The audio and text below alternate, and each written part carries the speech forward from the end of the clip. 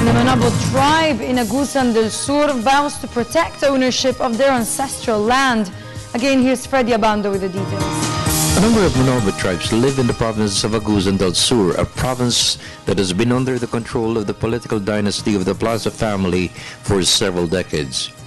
Agusan del Sur is listed as one of the poorest provinces in the country in a bid to protect ownership of their ancestral lands deep in the forests of the province by Merlin Tagliong.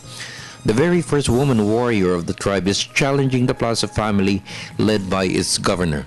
She is in Manila to express the cry of the Manobos for help from attempts of the governor to grab their land awarded to her father by former President Fidel Ramos in 1997 through a Certificate of Ancestral Claim or CADC.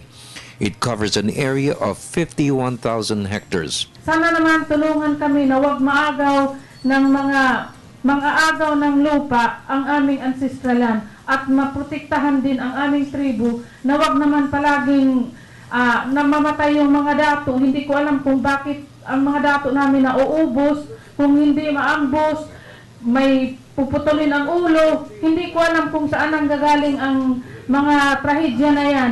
Sana naman hindi lang doon sa ibang tribu ang tingnan ninyo, Mr. President, o mga senador, o mga congressman, tingnan naman ninyo ang aming lugar. Merlin said the governor is sowing conflict among the Tagliong family by using a brother to claim the land through ancestral title issued by the NCIP. She said she is the recognized leader of the tribe and she has the rightful claim to the land rich in trees and minerals. Merlin said she will continue her late father's fight against and mining companies who will destroy their forests.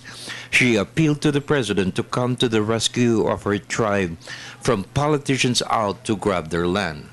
Panawagan ko po na lahat na tumutulong, na may kusang loob na tumutulong sa aming tribu ay makarating kay President yung aming problema at tingnan kami doon sa aming lugar, doon sa Manobo tribe sa Agusan Sur upang